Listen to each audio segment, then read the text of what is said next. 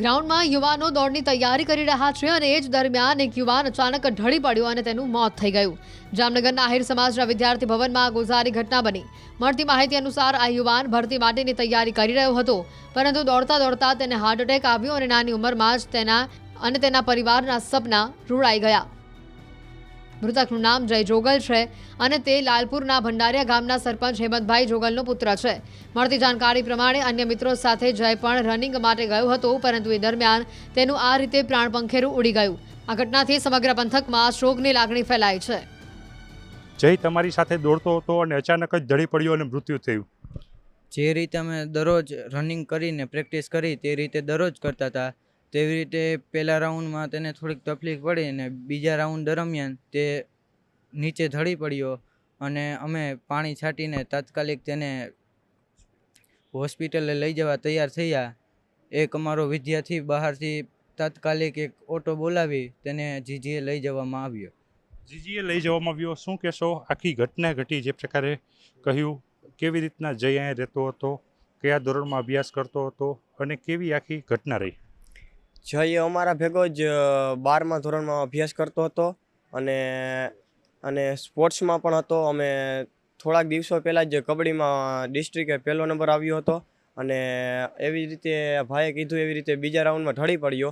તે પછી અમે ક્લાર્કને તરત જ બોલાવીને રિક્ષા મેં બોલાવીને એને હોસ્પિટલ લઈ ગયા. હોસ્પિટલમાં ડૉક્ટરનું કેવું થયું કે આને હાર્ટ એટેક આવી ગયો છે, થોડાક વહેલા થઈ ગયા હોત તો બચી શકત. થોડાક વહેલા થઈ ગયા હોત તો બચી શકત. શું કહેશો? જય 17 વર્ષનો 12મા ધોરણમાં અભ્યાસ પણ કરતો હતો. કેવું શાળામાં તમારી સાથેનું વર્તન હતું? કારણ કે આજે તમારી વચ્ચે નથી રહ્યો. શાળામાં એનું બહુ જ સારું નામ હતું. તેને કોઈ જાતનું કોઈ પણ વ્યક્તિ સાથે ઓલું નહોતું કે મારા વ્યક્તિ સાથે આવું છે, કે કોઈ વ્યક્તિ સાથે ખરાબ નાતો નહોતો. બધા જ વ્યક્તિ આગલા દિવસે અમે તેનો જન્મદિવસ પણ ઉજવ્યો હતો અને આજે અમને એ વાતનું દુઃખ છે કે એ આજે અમારી વચ્ચે નથી રહ્યો. અમારી વચ્ચે નથી એનું દુઃખ છે. જે પ્રકારે 17 વર્ષનો આશાસ્પદ જય કે જે 12મા ધોરણમાં અભ્યાસ કરતો હતો અને અહીં રહીને જે દોડ લગાવી હતી એ દોડ દરમિયાન ઢળી પડ્યો અને હાર્ટ એટેકના કારણે મૃત્યુને ભેટ્યો. ત્યારે જામનગરના આહિર વિદ્યાર્થી ભવનના જે વિદ્યાર્થીઓ છે, તેમના સહયોગી છે, જેમની સાથે જે દોડતો હતો અને તે મૃત્યુને ભેટ્યો, ત્યારની જે આપવીતી છે તે વર્ણવી અને દુઃખ વ્યક્ત કરી રહ્યા છે. આગલે દિવસે જ જન્મદિવસ હતો. જે પ્રકારે જાણવા મળી રહ્યું છે, અગાઉ તેમાં મોટા ભાઈનું નિધન થયું હતું. પરિવારમાં 3 સંતાનોમાં હવે માત્ર બેન જ રહી છે. 2 ભાઈઓના નિધન થતાં પરિવારમાં પણ શોકનું મોજું ફરી રહ્યું છે.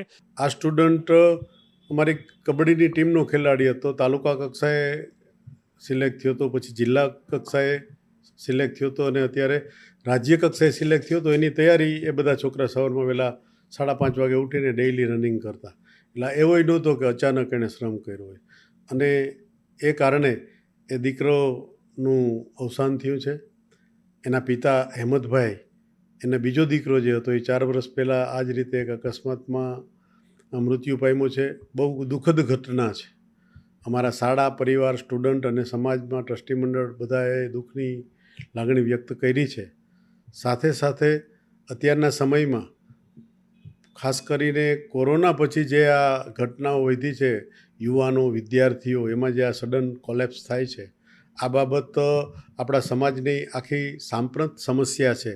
અને આ બાબતે વ્યક્તિગતપણે હું એમ માનું છું કે સરકારે અથવા તો આની જે રિલેટેડ જે દવાની કંપનીઓ હોય એણે એક આ બાબત વિચારવા જેવી છે કે આના માટેની કોઈ સંશોધન કરે અને કોઈ એવી દવા આવે કે જેના કારણે આજે સડન કોલેપ્સ યુવાનોમાં થાય છે એ અટકે. અને આપણે એવી પ્રાર્થના કરીએ કે આવું ભવિષ્યમાં ન થાય અને આ વસ્તુ અટકે.